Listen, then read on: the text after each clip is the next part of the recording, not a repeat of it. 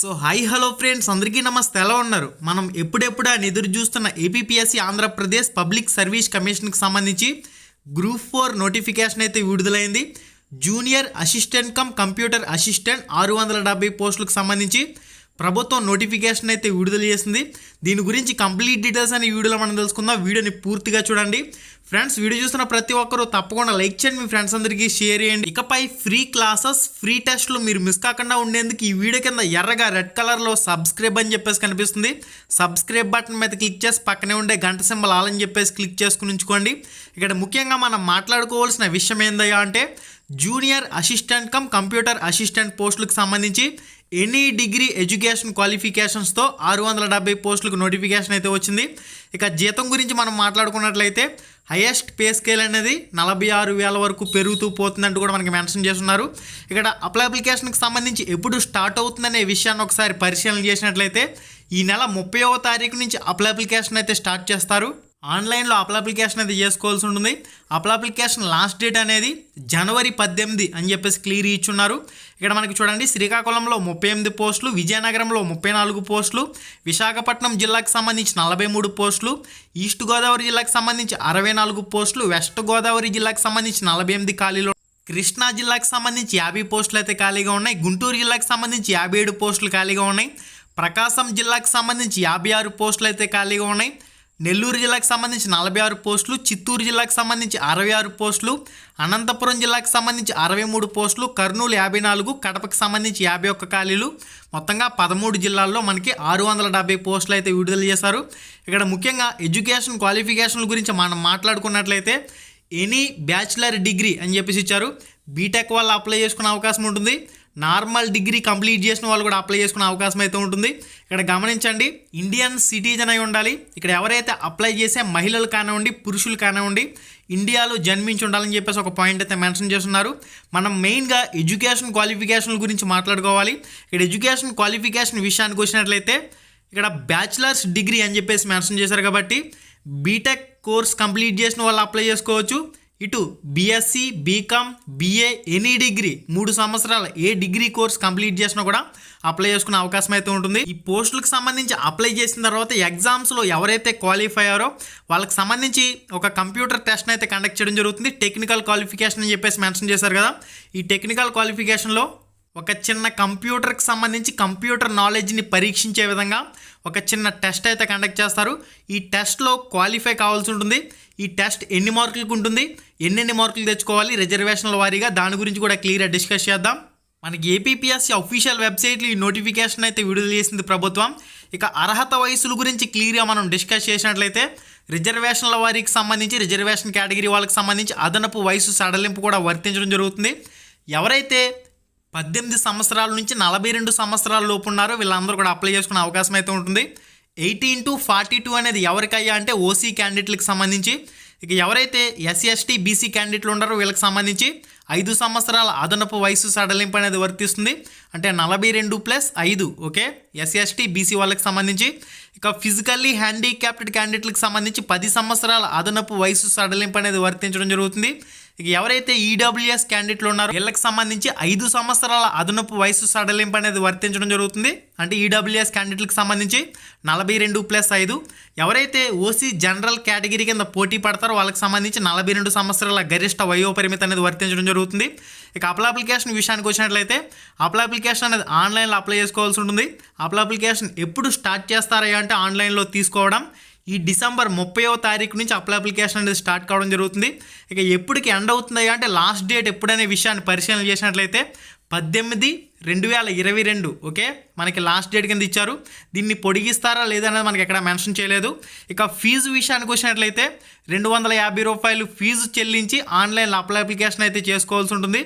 ఇక్కడ processing fee అనేది 80 రూపాయలు అని చెప్పేసి కూడా క్లియర్గా మెన్షన్ చేస్తున్నారు. ఓకే ఫ్రెండ్స్, ఇది మనకి ఒక రకంగా 250 రూపాయలు ఫీజు అనేది గతంతో పోల్చుకున్నట్లయితే కొద్దిగా పర్లేదని చెప్పుకోవాలి. గతంలో 500 నుంచి 1000 రూపాయలు గుంజేసేవారు. ప్రస్తుతం 250 రూపాయల అప్లికేషన్ ఫీజు అనేది పెట్టున్నారు. ఇక మనకి నెక్స్ట్ వచ్చేసరికి పరీక్ష అనేది అసలు ఏ విధంగా జరుగుతుంది, ప్రాసెస్ అనేది ఏ విధంగా జరుగుతుంది అనే విషయానికి వచ్చినట్లయితే మనకి గతంలో మాదిరిగానే ప్రిలిమ్స్ ఉంటుంది, మెయిన్స్ ఉంటుంది. ప్రిలిమ్స్ పరీక్ష పాస్ అయిన తర్వాత మెయిన్స్ పరీక్ష పాస్ కావాల్సి ఉంటుంది. ఇక్కడ ముఖ్యంగా మనకి స్క్రీనింగ్ టెస్ట్, మెయిన్స్ అని చెప్పేసి క్లియర్గా మెన్షన్ చేశారు.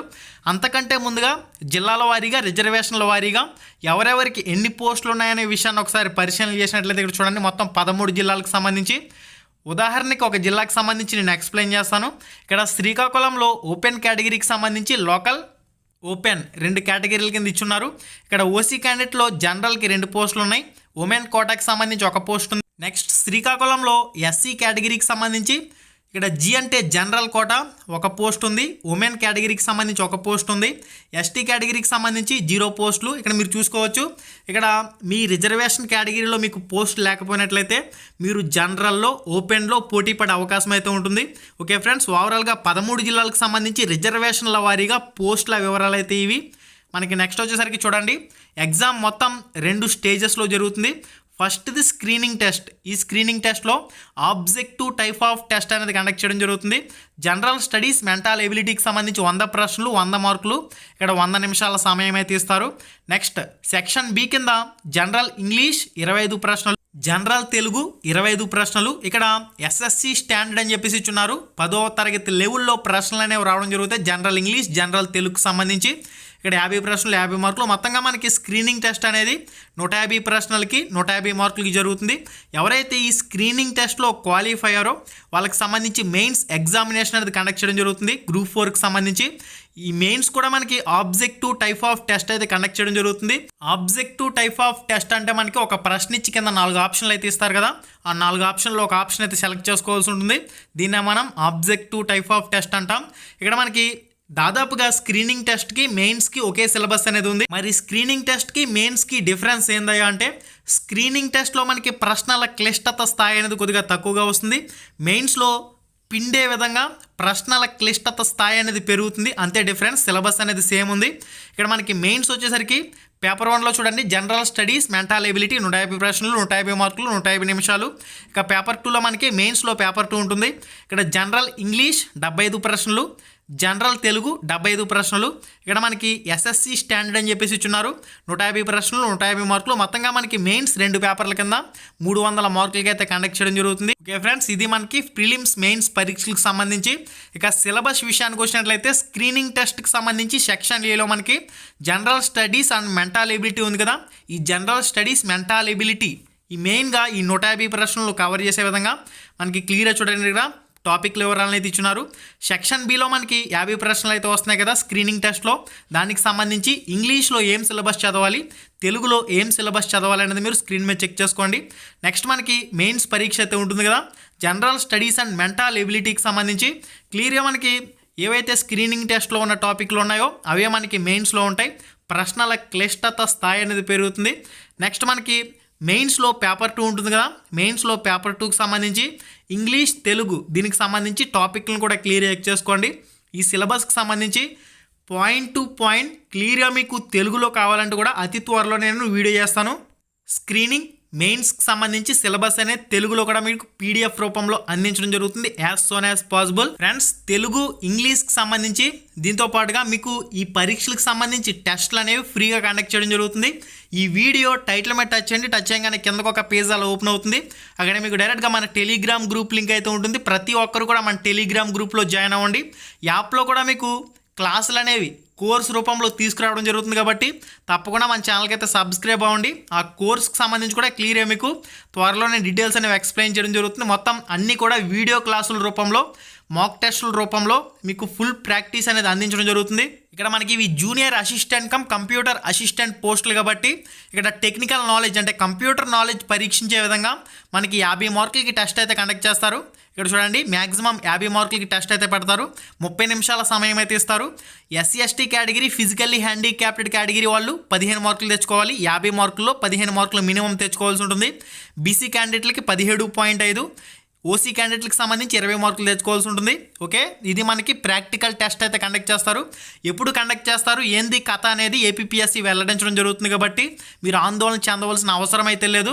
ఈ ప్రాక్టికల్ టెస్ట్ చాలా ఈజీగా మీరు ఇప్పటికిప్పుడు వెళ్ళి రాసినా కూడా కళ్ళు మూసుకుని 20 నుంచి 30 మార్కులు స్కోర్ చేసే విధంగా ఉంటుంది. ఏ టాపిక్ల నుంచి ఎన్ని మార్కులు వస్తాయని కూడా క్లియర్గా మెన్షన్ చేశారు. చూసుకోవచ్చు ఇక్కడ కంప్యూటర్ సిలబస్కి సంబంధించి క్లియర్గా మెన్షన్ చేశారు. మనకి తెలిసినవే ఉన్నాయి, MS Office, MS Excel, MS PowerPoint, minimum basic computer నాలెడ్జ్కి సంబంధించి. ఓకే ఫ్రెండ్స్, ఇది మనకి ఓవరాల్గా గ్రూప్ 4 నోటిఫికేషన్కి సంబంధించి ఎనీ డిగ్రీ ఎడ్యుకేషన్ క్వాలిఫికేషన్. ప్రతి ఒక్కరికి షేర్ చేయండి, ప్రతి ఒక్కరు అప్లై చేయండి. మరింత ఇన్ఫర్మేషన్తో మళ్ళీ కలుసుకుందాం. హాయ్ ఫ్రెండ్స్, మన ఛానల్లో పెట్టే వీడియోస్ని నోటిఫికేషన్ ద్వారా మీ మొబైల్కి పొందాలనుకుంటే రెడ్ కలర్ సబ్స్క్రైబ్ బటన్ మీద క్లిక్ చేసి మన ఛానల్ని సబ్స్క్రైబ్ చేయండి. అలానే పక్కనే ఒక బెల్ ఐకాన్ వస్తుంది, దాన్ని క్లిక్ చేయడం మాత్రం మర్చిపోవద్దు. నేను మీ Ganesh, welcome to Ram Ramesh productions.